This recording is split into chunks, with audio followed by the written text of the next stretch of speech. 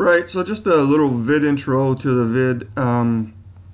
This is actually two encounters. One that happened at dusk while I was driving the van, and I'll get into that in the actual video.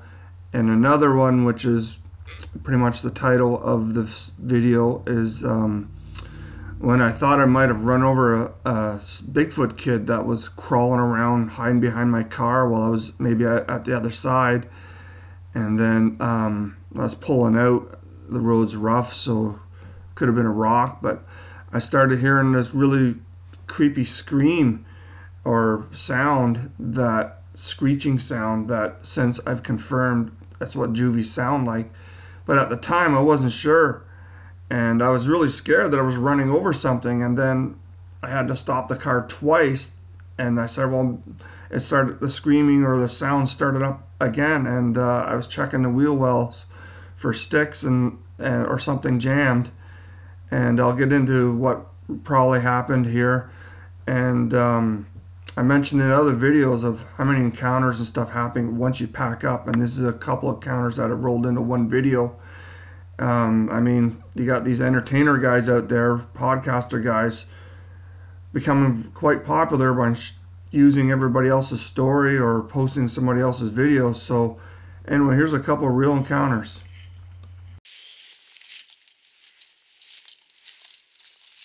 Hi everybody, Blayne here, coming to you again from northeastern Ontario.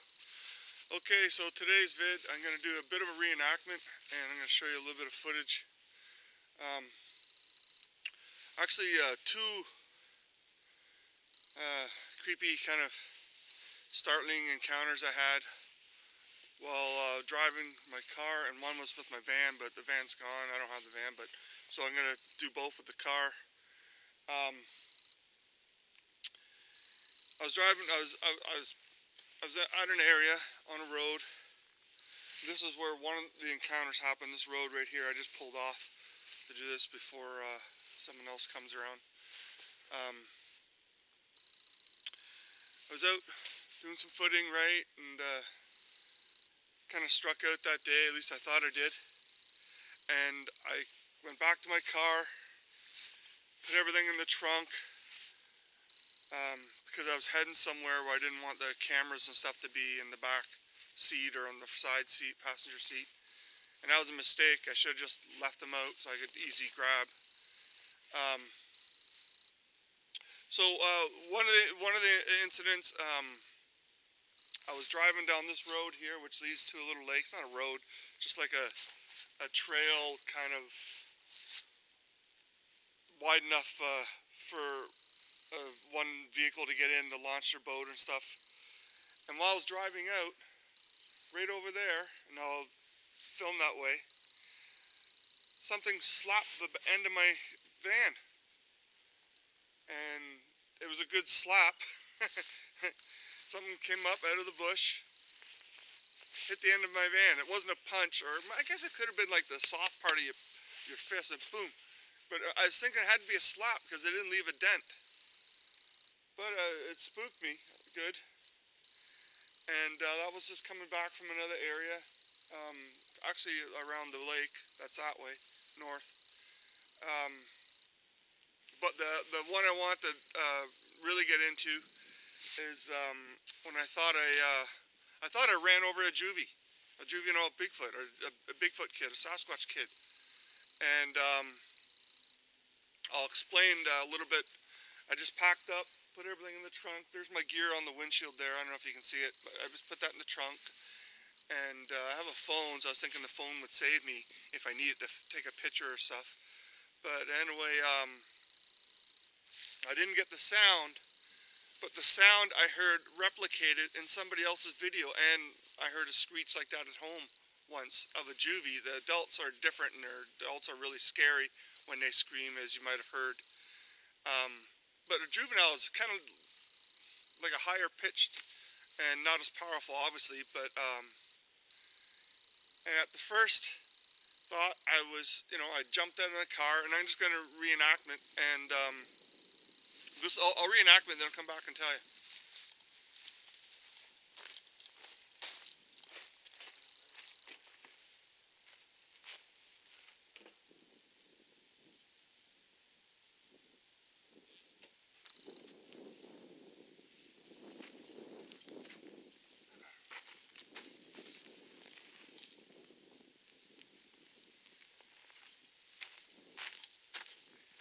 So I got out of my car, I don't know if you could see that, and I started checking for what the hell was making the sound. And at first I was just hoping, you know, it was just sticks or something like that.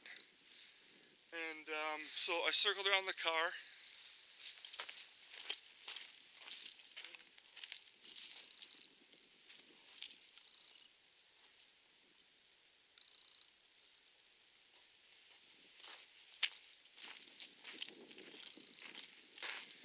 So I circled around my car. You probably couldn't see me over there. Twice I stopped. And I learned a lesson that day to keep your damn recorder running right till you get to the highway or something. Because it happened, the screeching happened again while I was driving, and I got out thinking I ran over something, or ran over at least some branches, you know, caught in the wheel well, and we're making like a screechy kind of sound jamming up with your tie rods or something. But there was nothing there, and I stopped and checked. And, you know, you look around, you don't see anything. And then what brought to mind, this other guy, I forget the name of the researcher, he put his recorder out this window while he's driving, and I heard almost identical sound, and he's called it a juvie scream, almost identical sound to that, except mine was a little bit more panicky. And it scared the crap out of me. I mean, at first I thought I ran over something, and I was worried, and I wasn't thinking about filming it and getting the evidence, and I was worried that I was hurting something, so I got out and I was trying to save it, you know. But turns out it was just a juvenile running along parallel to me in this narrow road after I got done hiking and trying to get their attention. And he started screaming as I was leaving. I don't know, maybe he just wanted to play or didn't want me to leave. And then, you know, you're thinking about, well, where are the adults, you know? I got my back turned, I'm down kneeling underneath, looking underneath the car, circling the car, saying, oh, where is it? It's stuck in my wheel well, where is it? And turns out he was just running along, probably in the cover, which wasn't too far away from this road. This road's actually wider than the other road, but I can't get in there yet. There's too much snow on that road still. And so there I was thinking that, Jesus, did I just run over one? You know, some curious juvie that got crawling around on all fours, a little one, and went and took cover under my car. And then I pulled out, and I pulled out, and I started to leave, and he got caught. And I run over him. And I'm like, oh my God, am I killing this thing? You know, because it sounded like it was like in pain. And then, but that was my first reaction, to try and save it. But I mean, wow, if I would have hit something like that, what the heck would you do with it? I mean, obviously, you know, if I could, in that situation, I probably could have got away with quickly if I grabbed it and threw it in the trunk, if, you know, maybe try and save it or something.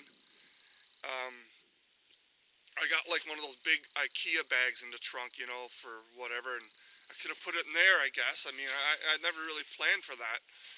But now, I mean, it's happened to me at least twice that I know of, where they kept up the contact with me while I was driving out of the bush. Or that's when they waited to make contact with me, or to initiate sound or something. So, kind of creepy cool, and that's my, I thought I hit a Bigfoot kid encounter, and the adult right over here.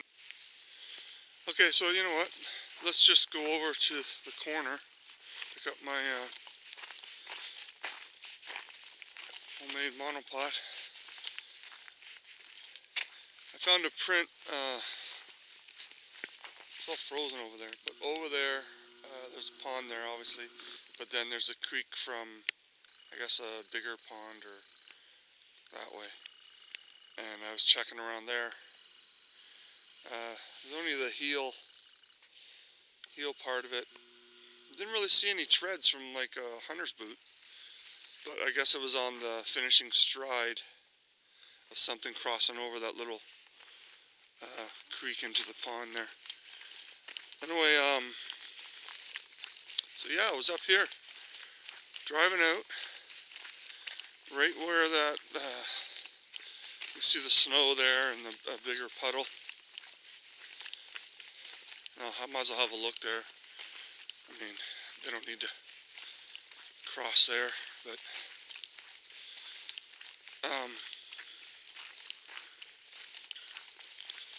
right here, there's no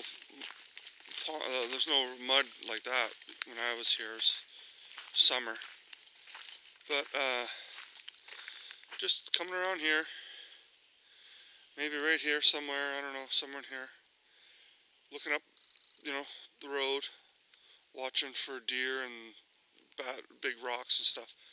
And something came out of this area and slapped the end or punched the end of my van. So I don't see any prints here. So you wonder why they're doing that, you know, if it's like get the hell out or we're here kind of thing. Sometimes they wait till you're leaving before they let you know they're around, right? So. Okay, so before I show you these stills, which are special to me from a few years ago, pulled from a pan of a juvie kid that came right up close and was hiding behind a kind of a skinny bush. You can actually see its arm in front of the tree, and I had a picture of its hand where you can see fingernails, not claws. I probably didn't post it because, you know, at the time I was perturbed with the Bigfoot Mafia, and I guess you can sort of say, yeah, it's a mafia. It's basically the people who do it for money. They are all interlinked, and they use their networking connections, and you know, they ignore you, or they attack you, or they do both. They ignore you in the public eye as far as posting your evidence on their channel, or they come in with all their troll names and try to discredit you on your video, or whenever someone shares your video or posts your video. And at the time I didn't even allow people to share because it was so bad, but now YouTube's got some rules for all these trolls. And yeah, there is Bigfoot Mafia. If you want to know who they are, just go to the people with the most subs and look at all the people they're linked with, and you'll see that most of those people are doing it for money, or to become popular enough that they can earn money from selling shit like sweaters and hats and coffee mugs. So anyway, I'll get into that another time, but there's some special pictures. I think it's a juvie girl, and she came right up while I was like eating, and I just did a casual pan and I pulled it from a pan. So enjoy, and happy Easter. Right, so here's a little juvie girl, I think. She came up, and I think there's another little one there, a couple little ones in there, crowded in there. And she's standing there, and you can see her left arm, and you zoom in. I zoomed in once with my old 480 from a still, and you can see fingernails from her left arm in front of that tree. She's not normally, or that's not, shape's not normally there. I outlined her roughly there, and this is why I was scared when I heard the screaming, because I thought it was another bold juvie kid that got too close, got caught hanging around my car, and I ran over it. And you know, my first thought was trying to save it or stop it from being hurt. If I want to kill one or collect a specimen, I could have done that several times. But I mean, if it happens accidentally, then yeah, I guess I'll collect it. I wouldn't know who to contact. Not too many people you can trust in the Bigfooting world. But anyway, there's the beautiful little juvie, dark-haired juvie, maybe 15 feet away or so, behind a bush, watching me as I'm having my lunch. And I always like this picture because it shows how much they trust me when I'm out in the woods. Anyway, pretty cool. Okay, so I tried to do this live, but I couldn't get through it. Got too sappy. Anyway, for those who've been following, had some severe headaches, and I went and got an MRI, And this is a picture of me just hanging out with the Sasquatch, and there's one peeking there now though. And so yeah, I guess they found something. A nerve, one of my main nerves. There's a blood vessel wrapped around it. So I got to get in there and get that repaired.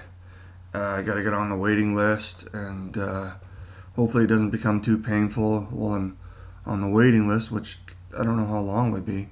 But anyway, thanks for all your support over the years. It's been great. I'll keep posting though.